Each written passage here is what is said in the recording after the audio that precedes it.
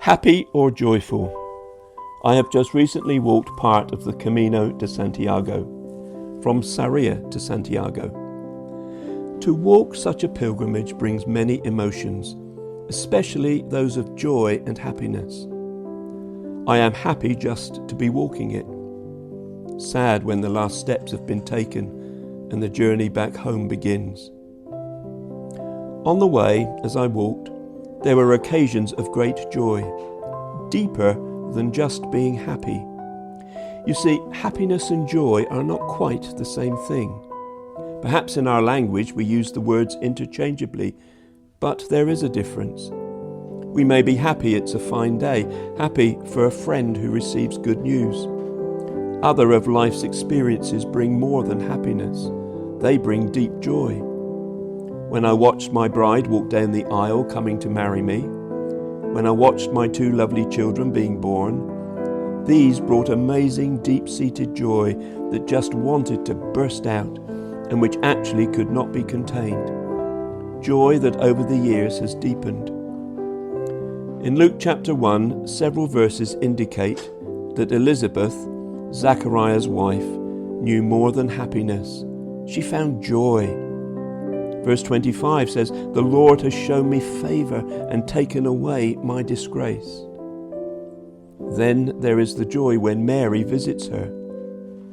When it was time for Elizabeth to have her baby, she gave birth to a son. Her neighbors and relatives heard that the Lord had shown her great mercy, and they shared her joy. What a joy it must have been. Her shame and disgrace through not having a child is taken away. And then there too is the birth of a son to rejoice in. Double real deep joy for sure. As we pilgrimage through Advent, look for that which will bring you joy. Not just a happy and contented, short-lasting feeling, but that which will truly stir your heart and soul. That which is profound and thrilling, the effect of which will endure and develop. The joy of drawing closer to Jesus. The joy of appreciating in new ways, perhaps, the meaning of his birth and coming into the world. Sharing in the joy of many of the Advent players, like Elizabeth.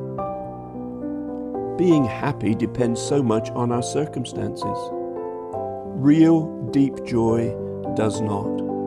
Such joy is rooted in the presence and life of God. It becomes the experience of those who tap into the reservoir of his love. This deep joy is rooted in God and in his kingdom, in his goodness and love for us, which, unlike so much around us, does not change.